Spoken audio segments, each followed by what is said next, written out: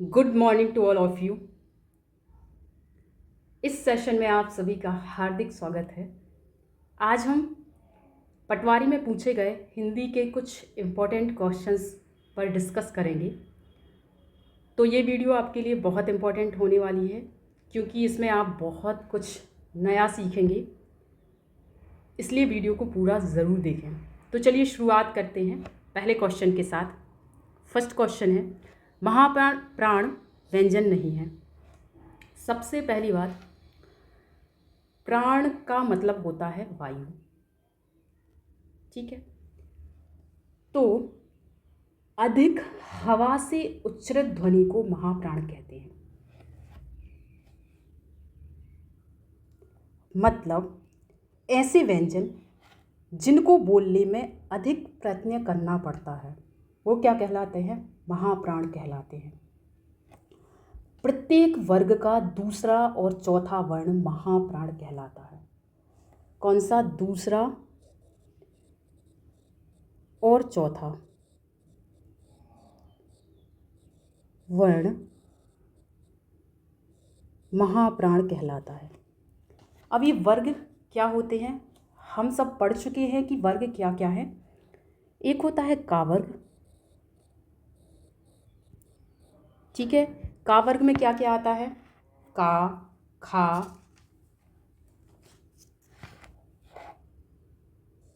का, खा, गा, घा, अंगा। चा वर्ग आता है, इसमें क्या क्या आता है? चा वर्ग में आता है चा, छा, जा, झा, इया। तीसरा है टा वर्ग, ठीक है। इसमें क्या क्या आएगा? टा, ठा, डा, ढा और रा, णा, ठीक है। उसके बाद आता है ता वर्ग।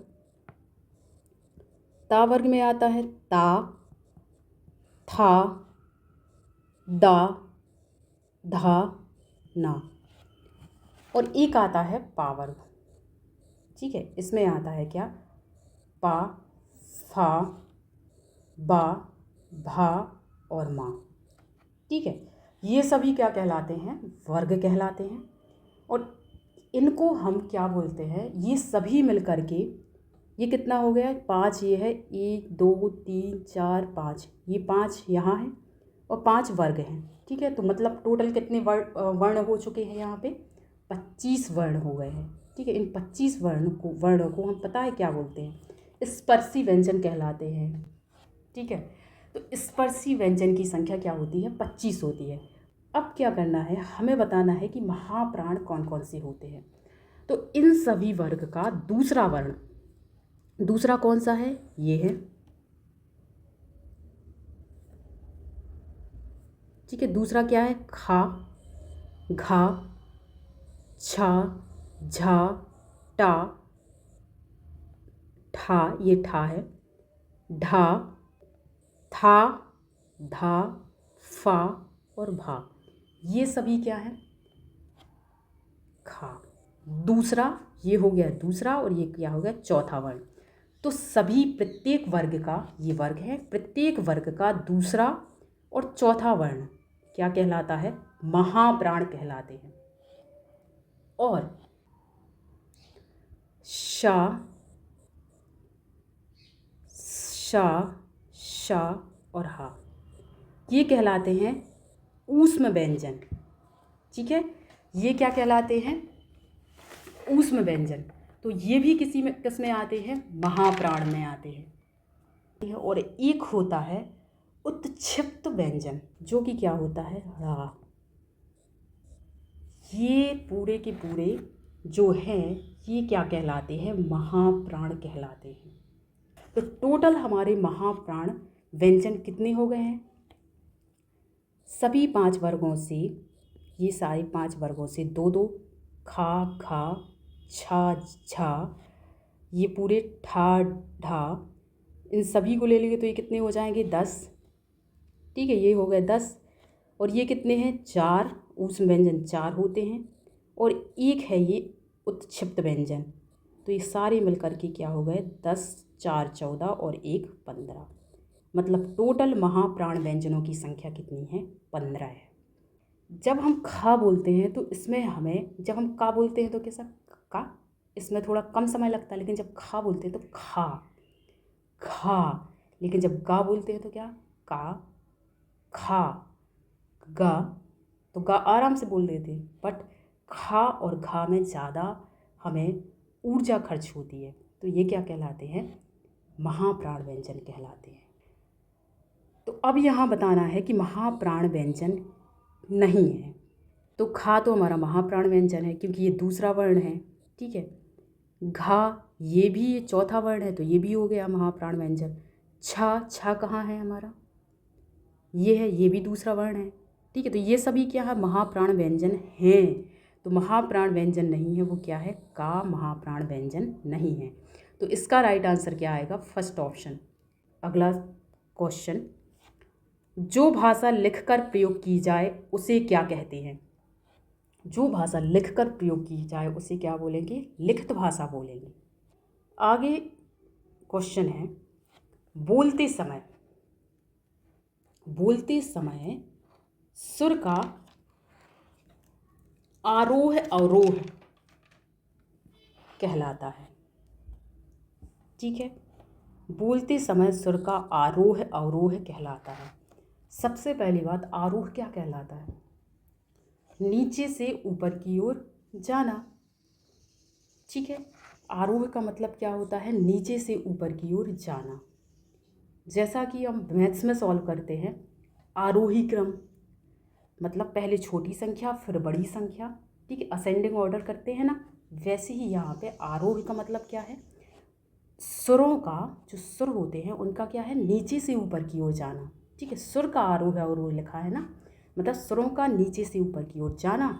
और अवरोह मतलब होगा कि इसका उल्टा हो जाएगा, मतलब ऊपर से नीचे की ओर जाएंगे तब कहलाएगा अवरोह, ठीक है। तो बोलते समय हम इस तरह से बोल सकते हैं, इसी तरह हम बोल सकते हैं कि बोलते समय जो सुर का उतार चढ़ाव होता है, जो सुर का उतार चढ़ाव होता है उससे ही क्या बोलते हैं, सुर लहरी बोलते हैं, या फिर इसी को हम बोलते हैं क्या,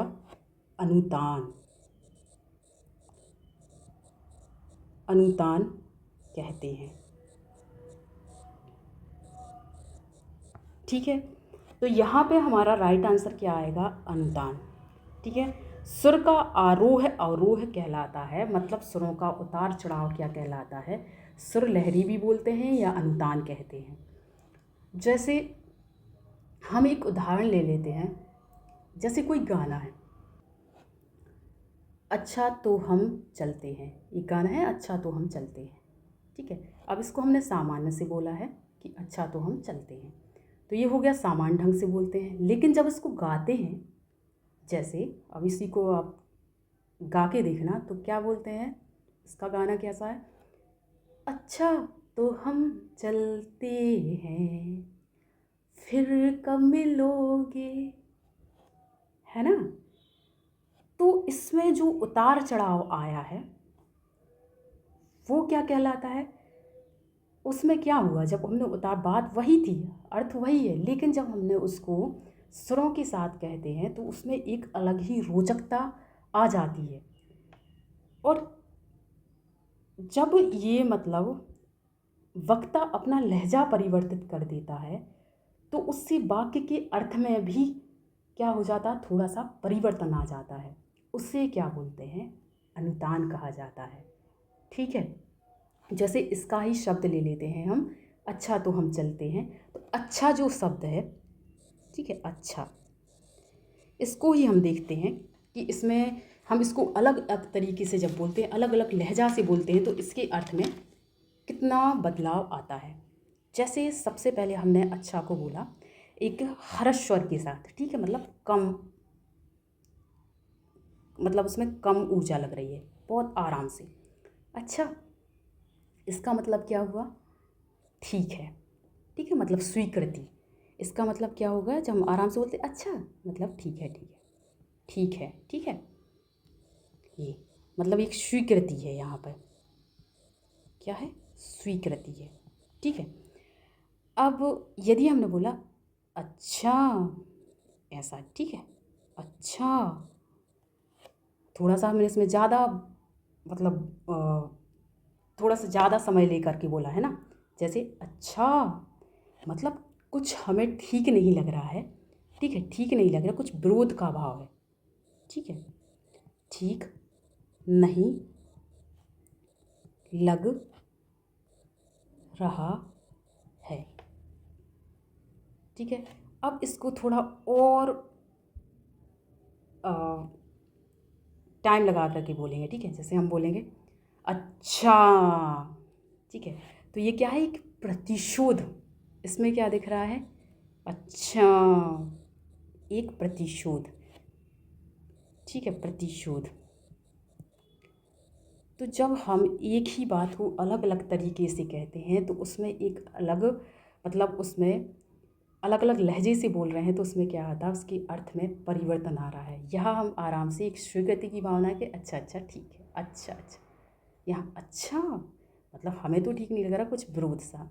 और यहाँ पे बहुत ज़्यादा ही प्लुत स्वर के साथ बोला है, तो क्या आ रहा? प्रतिशोध, ठीक है। तो ये अनुतान कहलाते हैं। आगे क्वेश्चन पर चलते हैं। आगे है,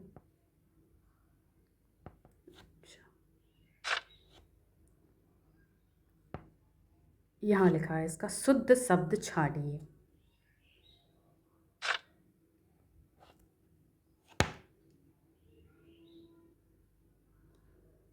शुद्ध शब्द छाड़िए।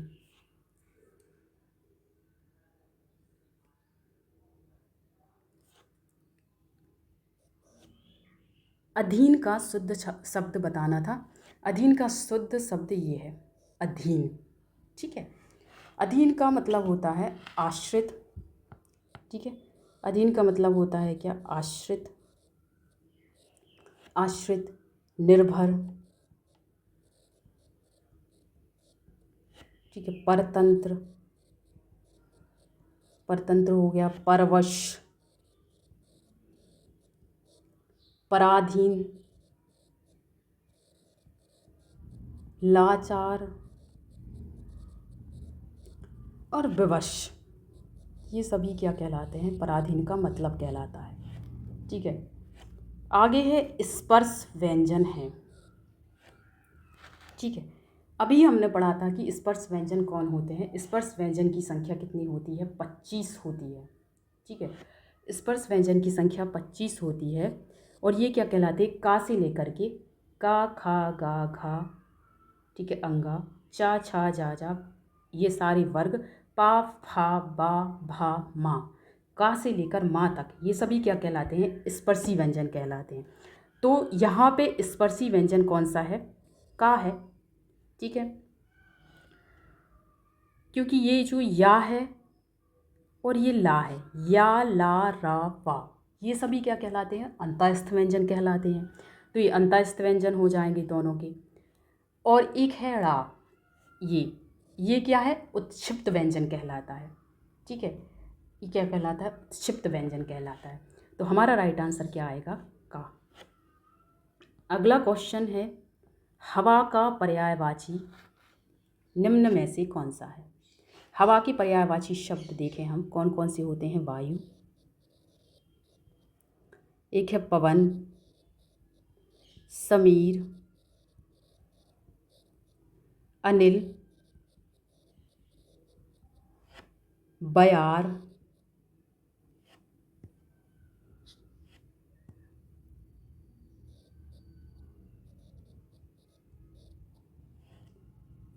वात, ये सभी हवा के पर्यायवाची शब्द हैं। तो समीर जो है यहाँ पे राइट आंसर आ जाएगा। अगला सवाल है, मतलब अगला क्वेश्चन है, जिसकी चिंता नहीं हो सकती उसके लिए एक शब्द निम्न में से कौन सा होगा? अचिंत्य। जिसकी चिंता नहीं हो सकती वो अचिंत्य।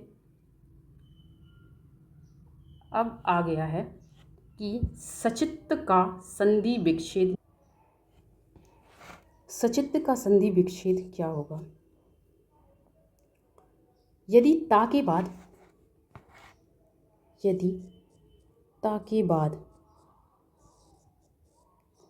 क्या आ जाता है? यदि ता के बाद चा या फिर छा हो, यदि चा है या छा है तो क्या होता है? यदि ये सारी चा या छा हो तो ता जो है आधा ता, इसका क्या बन जाता है? आधा चा बन जाता है। ठीक है, तो जैसे यहाँ पे लिखा है सच्चित। ठीक है, तो क्या आएगा इसका? सत धन चित। जैसे एक और ले लेते हैं, उत धन चारण। ठीक है, ये ले लो, उत धन चारण। तो ये ता चा से मिला है, तो ता का क्या बन जाएगा? आधा चा। तो ये क्या बन जाएगा? उच्चारण। ठीक है, एक छा से संबंध ले लेते हैं, जैसे जगत। ठीक है, जगत ले लेते हैं, जगत धन छाया। ठीक है, तो यहाँ पर भी क्या हो गया? ता का आधा चा बनेगा, तो कैसा बन जाएगा? जा गा आधा चा छाया। ठीक है ना, जगत छाया। तो यहाँ पे राइट आंसर क्या रहेगा? Fourth option is the right option. आगे है, नश्वर का विलोम शब्द निम्न में से कौन सा है?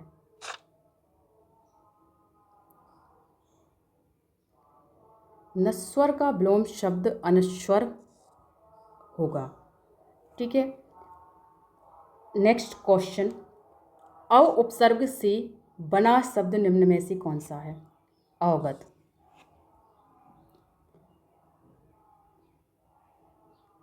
नेक्स्ट क्वेश्चन है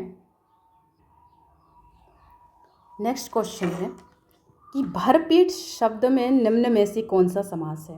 भरपेट शब्द में जिस समास का पहला पद जो है वो अव्यय हो, ठीक है, तथा प्रधान हो, उसे क्या बोलते हैं? अव्ययीभाव समास बोलते हैं। तो जो भर है, प्रति है, अनु है, ये सभी के सभी अव्यय कहलाते हैं। और यदि पहला पद अव्यय होता है तो वो क्या कहलाता है? अव्ययीभाव समास कहलाता है। तो यहाँ पे क्या आ जाएगा? ये अव्ययीभाव समास आ जाएगा, भर प्लस पेट। ठीक है, भर पेट। जैसे हमने बोल दिया प्रति धन दिन, प्रतिदिन, ये भी क्या है? अव्यय है। और जैसे प्रतिकूल, ये भी प्रतिकूल। ठीक है, अनुरूप, एक ये बहुत अच्छा वर्ड है, अनुरूप, अनु प्लस रूप। ठीक है, अनुरूप। तो ये सभी क्या है? अव्ययीभाव समास के एग्जाम्पल हैं। आगे अगला क्वेश्चन है, गांठ में बांधना मुहावरे का अर्थ निम्न में से कौन सा है? इसमें क्या है? खूब याद रखना। जब हम कभी बोलते हैं ना कि ये बात गांठ में बांध लो, मतलब ये बात अच्छे से याद रख लो, है ना, वही है गांठ में बांधना, मतलब अच्छे से खूब याद रखना। अगला सवाल है, अवली का शुद्ध रूप निम्न में से कौन सा है? अवली का शुद्ध रूप ये है। अवली का मतलब होता है पंक्ति या कतार।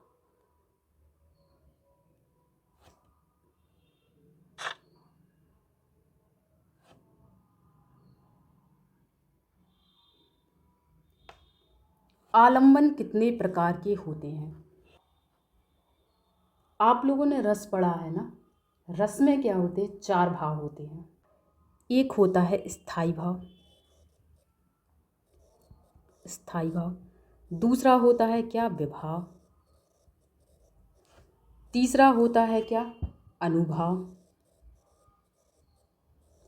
चौथा संचारी भाव।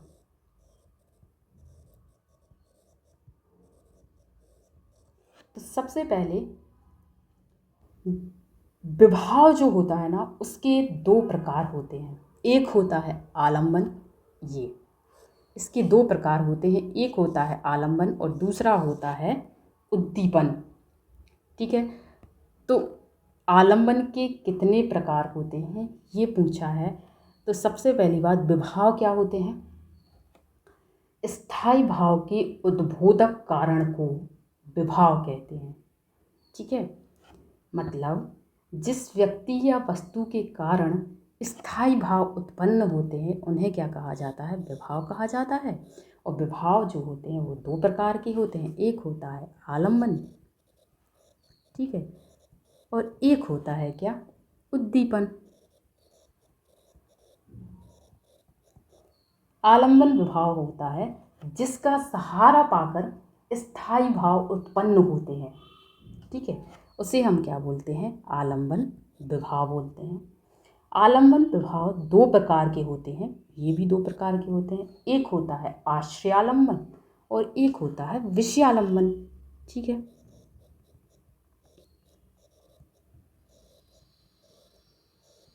और एक होता है विषयालंबन। ठीक है, तो इसका राइट आंसर क्या आ जाएगा, 2। आलंबन कितने प्रकार के होते हैं, आलंबन 2 प्रकार के होते हैं, आश्रयालंबन और विषयालंबन। ठीक है, नेक्स्ट क्वेश्चन है, रीझी रीझी रहसी रहसी, हंसी हंसी उठे,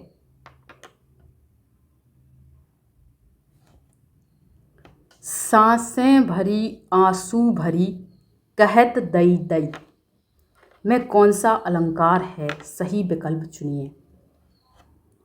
यहाँ पे क्या आया है, रीझी रीझी रहसी रहसी, रा वर्ण की आवृत्ति बार बार हो रही है।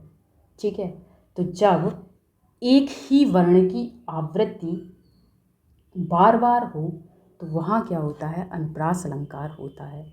ठीक है, यहाँ पर रा अक्षर की आवृत्ति बार बार हो रही है, इसलिए यहाँ पे क्या होगा, अनुप्रास अलंकार होगा।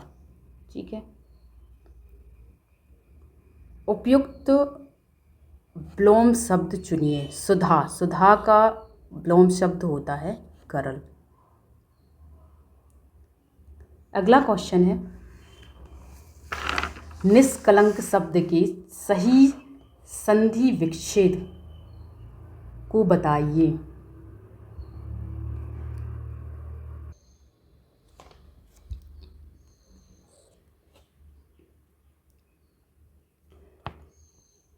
यहाँ क्या होता है कि जब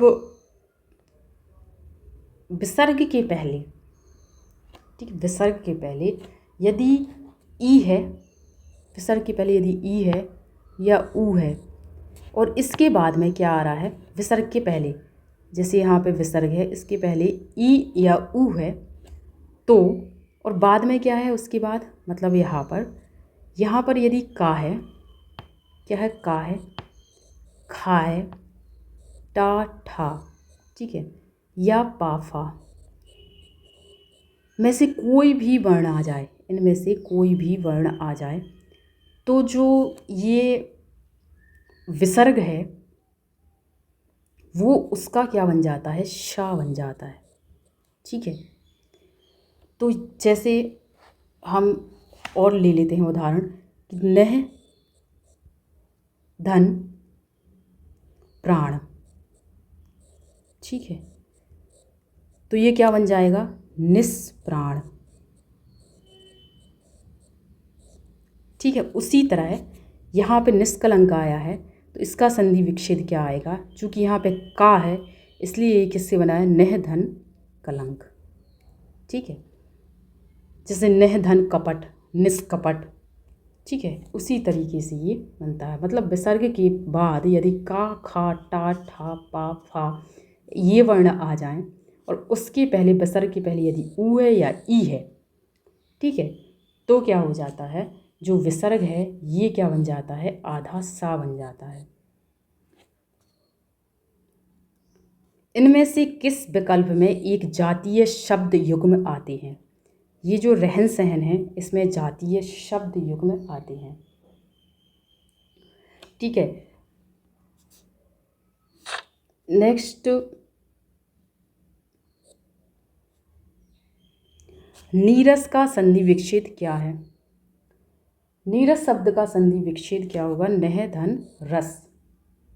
यहाँ विसर्ग संधि है और यदि विसर्ग के पहले आ या आ को छोड़कर कोई और स्वर हो, ठीक है, और बाद में रा हो, बाद में क्या हो, रा हो, तो क्या हो जाता है, विसर्ग का लोप हो जाता है। ठीक है, विसर्ग का क्या हो जाता है, लोप हो जाता है और विसर्ग का लोप होने के साथ साथ उसके पूर्व का जो हरस्वर है ना वो दीर्घ में परिवर्तित हो जाता है। जैसे यहाँ पे क्या हो जाएगा, नीरस।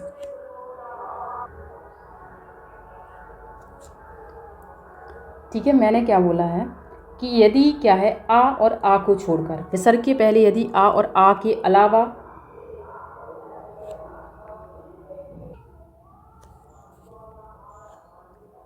तो विसर्ग के पहले यहाँ क्या है, ई है और ई क्या होता है, हरस्वर है, हरस्वर कहलाता है ये। ठीक है,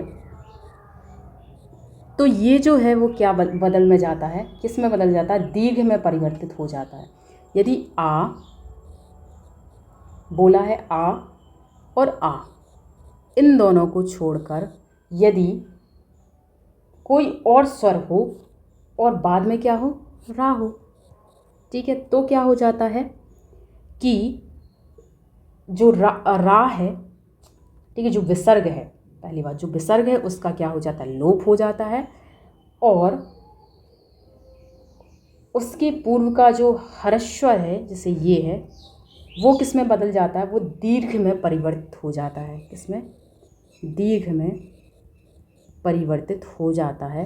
तो वो क्या बन जाता है, जैसे यहाँ पे नह धन रस है तो वो क्या हो गया, नीरस हो गया, विसर्ग विलुप्त हो गया। ठीक है, और ये जो नी ई है वो क्या बन गया, दीर्घ में बदल गया, तो ये क्या आ जाएगा, नीरस। तो नीरस का संधि विच्छेद जो है क्या आएगा, नह धन रस। अगला क्वेश्चन है, अगला लेते हैं, यशोदा में प्रयुक्त संधि है, यशोदा में विसर्ग संधि है, यहाँ पे क्या आ जाएगा, यशः धन दा, यशः धन दा, तो यहाँ पे क्या आ जाएगा, विसर्ग संधि आ जाएगी।